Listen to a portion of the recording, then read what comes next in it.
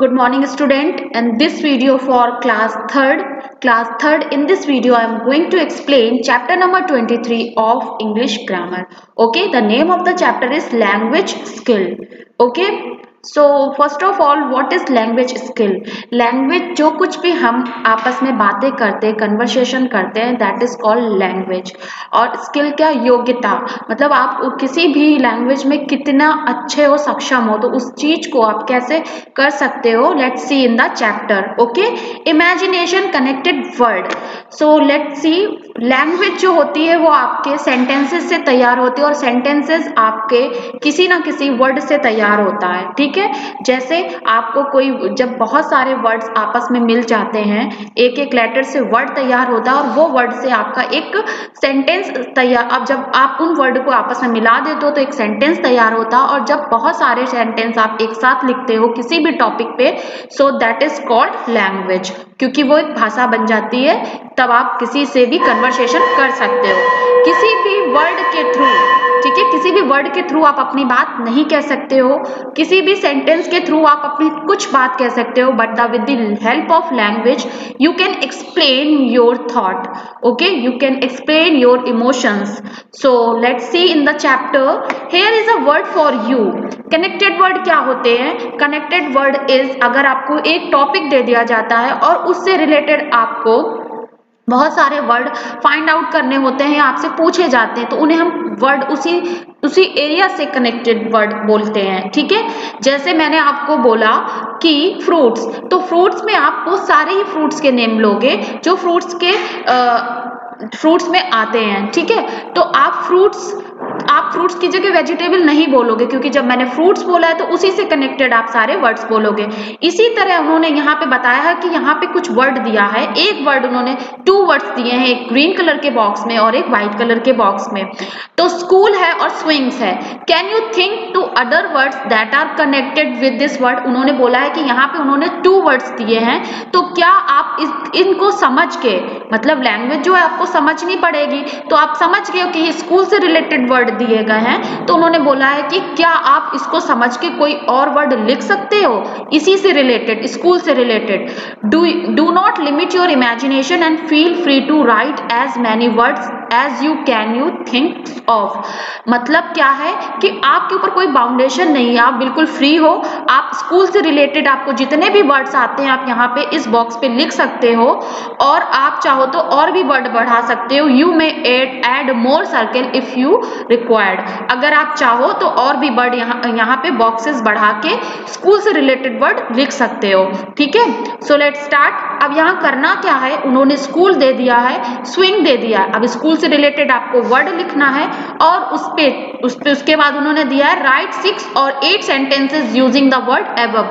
और क्या है, उन्हीं वर्ड से रिलेटेड आपको सेंटेंसेस लिखने हैं, क्योंकि उन वर्ड्स को ऐड करके आपका एक सेंटेंस तैयार होगा, और उस सेंटेंस जब 6 to 8 हो जाएंगे तो वो आपकी लैंग्वेज में कन्वर्ट हो जाएगी, क्योंकि आप किसी को भी अपने स्कूल के बारे में बता सकते हो. ठीक है, तो लेट्स सी, स्कूल से रिलेटेड आपको कौन कौन से वर्ड्स दिए हैं. चेयर, हमने चेयर लिया है क्योंकि एज यू नो कि स्कूल में चेयर होती है. ब्लैक बोर्ड होता है. टीचर, क्लासरूम्स, बुक्स भी होती है. लाइब्रेरीज में ही बुक होती है. प्रिंसिपल, इट इज मतलब प्रिंसिपल जो हेड होते हैं. मैगजीन, लाइब्रेरी में मैगजीन होते हैं. न्यूज़पेपर भी लाइब्रेरीज में होते हैं. गार्डन भी होता है हमारे स्कूल में. टेबल भी होती है. ग्राउंड होता है. स्टूडेंट्स होते हैं. Okay, so these are the word are related to schools. ठीक है, अब हमें क्या करना है, इन सारे वर्ड से एक सेंटेंस तैयार करने हैं. एक सेंटेंस तैयार करेंगे. Let's see, I study in Saint Xavier's School. तो स्कूल देखिए यहाँ पे यूज हुआ ना.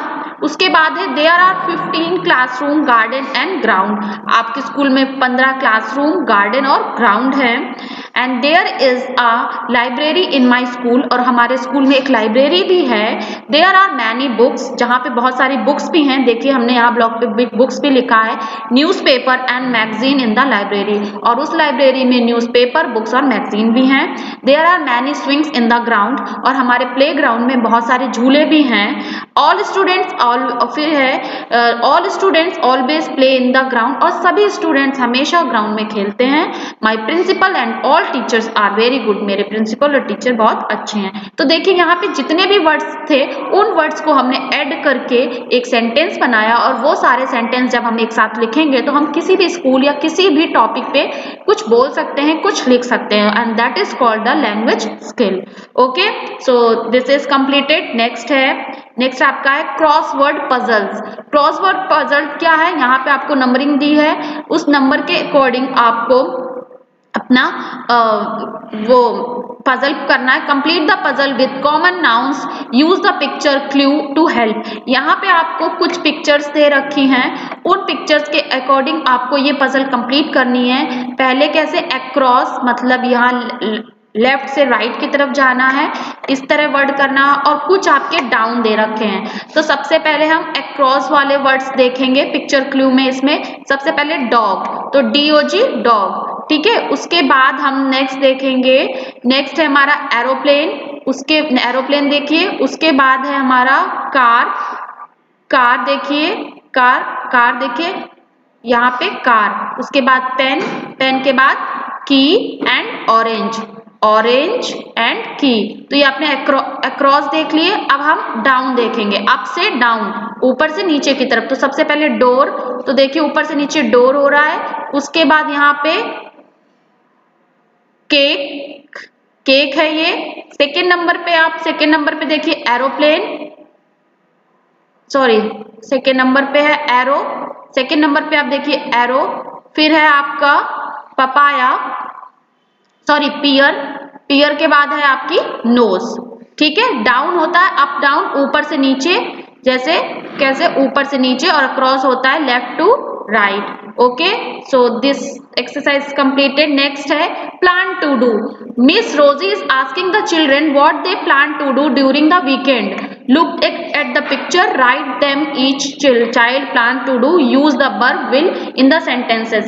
Plan to do मतलब हम जब कुछ आगे के लिए करने को सोचते हैं, मतलब हमारा जो काम होता है वो फ्यूचर में जाता है, हम करते नहीं है, बस प्लानिंग करते हैं। तो मिस रोजी ने बच्चों से कहा है कि जो वीकेंड है, मतलब लास्ट डे है सैटरडे संडे, जो वीक का लास्ट डे है, उसमें आपने क्या सोच रखा है कुछ करने के लिए। So let's see, Nikki will visit her grandmother, मतलब निकी क्या बोल रही है कि वो अपनी दादी माँ के घर जाएगी। Ishan will read a story, picture में देखिए ईशान क्या सोच रहा है कि वो आगे के लिए क्या प्लान कर रहा है कि वो एक स्टोरी बुक पढ़ेगा, ठीक है। उसके बाद जो अर्चित है वो क्या करेगा, आपको विल में यूज करना है, विल वर्ब। तो Archit will swim in the pool, Archit ने सोचा है कि वो वीकेंड में क्या करेगा, स्विम करेगा, तैरेगा। And the Komal will play card with the her friends, मतलब कोमल जो है वो अपनी फ्रेंड्स के साथ कार्ड प्ले करेगी, कार्ड्स को खेलेगी। Riya will do work with computer, Riya अपने कंप्यूटर पे कुछ काम करेगी, उसने ये सोचा है वीकेंड में। And Vibhu will fly the kite, और विभू मतलब पतंग उड़ाएगा। तो जैसे आपके छुट्टियां होती हैं, वीकेंड होता है, तो आप भी जैसे डिसाइड करते हो कि आप क्या करोगे, उसी तरह कुछ स्टूडेंट्स हैं उन्होंने भी डिसाइड किया कि वो क्या करेंगे। और जब हम कुछ आगे के लिए प्लान करते हैं वो हमेशा फ्यूचर में होता है, और उसको हमेशा हम विल में यूज करते हैं, विल वर्ब लगाते हैं। Okay, so and the last exercise is filling in a form, मतलब क्या है, एक फॉर्म आपको फिल करना होता है जब भी कोई कंपटीशन होता है या आपको किसी भी जगह एंट्री लेनी होती है, तो उससे रिलेटेड आपको कुछ एंट्रीज फिल करनी होती हैं, आपकी कुछ फॉर्मेलिटीज होती हैं, उसको फिल करना होता है। सो लेट्स सी कि कोई भी जब फॉर्म होता है तो हम उसमें क्या क्या चीजें एंट्रीज करते हैं, क्या क्या हमसे पूछा जाता है कि जब हमको उस जगह जाने की एंट्री मिल जाती है या फिर उस कॉम्पिटिशन में पार्टिसिपेट करने को मिल जाता है। Read the notice below and fill the form, तो यहाँ पे एक फॉर्म है, एक नोटिस दे रखी है, वो किस चीज का है, ग्लोबल इंटरनेशनल स्कूल। तो ये किसी ग्लोबल इंटरनेशनल स्कूल का है जिसमें समर स्पोर्ट्स प्रोग्राम है। एक ग्लोबल इंटरनेशनल स्कूल है, उन्होंने समर स्पोर्ट्स प्रोग्राम रखा हुआ है। तो उन्होंने स्टूडेंट्स को बोला है, dear students please read the information, इस इंफॉर्मेशन को पढ़िए, and fill in the form below, और जो नीचे फॉर्म दे रखा है उसको भरिए।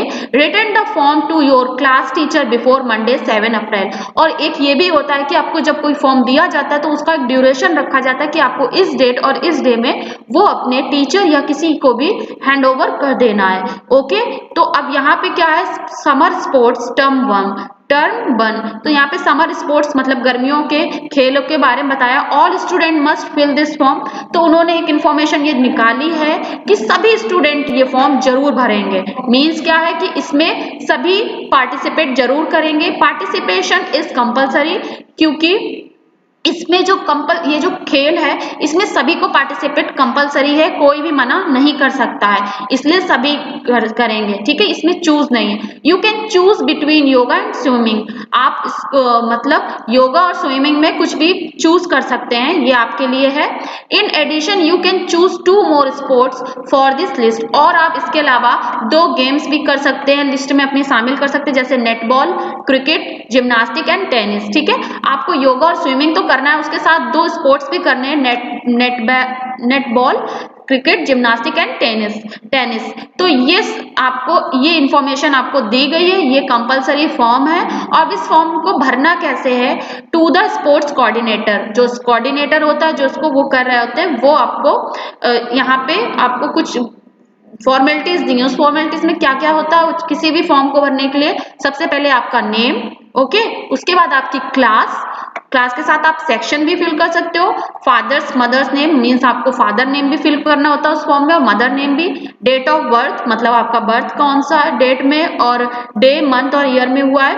और जेंडर मतलब आप फीमेल हो या मेल हो। ठीक है, होम एड्रेस जहां भी आप रहते हो आपके घर का एड्रेस, एंड टेलीफोन नंबर।